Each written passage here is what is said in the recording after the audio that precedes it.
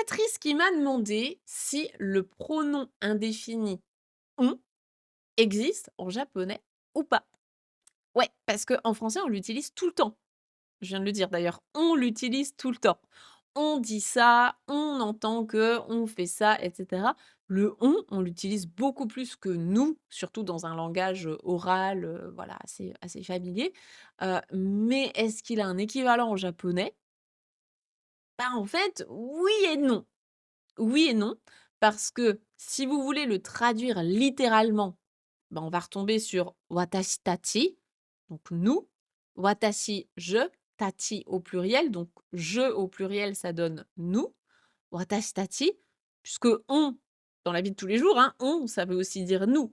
C'est la même chose, ça désigne un groupe de personnes dans lequel je m'inclus. Donc watashi tachi, ok, mais les Japonais vont pas vraiment l'utiliser. Vu que le japonais, c'est une langue qui est contextuelle, souvent, on va omettre le pronom. On n'a pas besoin de mettre un pronom dans chacune de nos phrases. Donc, watashi tachi, la plupart du temps, on va pas l'utiliser. On ne va pas l'utiliser. C'est fou, hein, comme le on l'utilise tout le temps en français, par contre.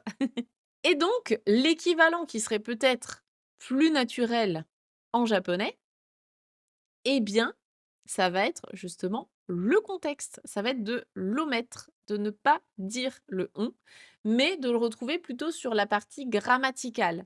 Donc en termes de grammaire, en japonais, pour nous inclure dedans, ce on va pouvoir retrouver quelques formes comme «mashou», par exemple. Donc «mashou», ça va être «faisons ça».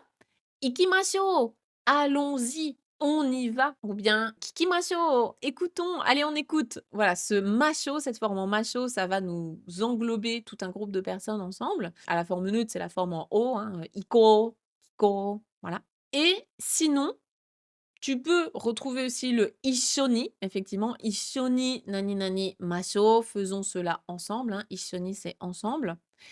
Et ce qui est aussi très courant, et là, il y a une vraie différence d'utilisation entre le français et le japonais, ça va être la forme passive.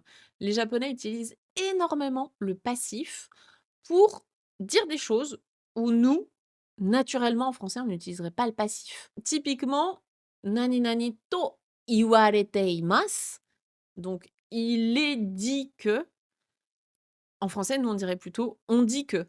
Donc, ah oui, ben, on dit au Japon, on dit que nani nani, ou en France, on dit que nani nani, et ben là, en japonais, on va utiliser la forme passive. Nani nani to iwarete imasu. Il est dit que nani nani.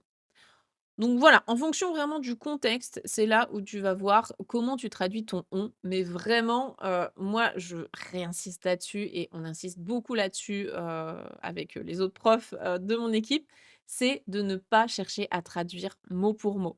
Ça n'est pas possible, le français et le japonais sont trop éloignés en termes de grammaire, en termes de structure de phrase et tout simplement en termes aussi d'état d'esprit. Quand on se lance dans l'apprentissage du japonais, ça peut aussi faire peur, mais c'est aussi ce qui est le plus enrichissant, c'est que du coup, on découvre une autre manière de penser, donc une autre manière de s'exprimer et vous ne pourrez pas faire du copier-coller de l'un à l'autre.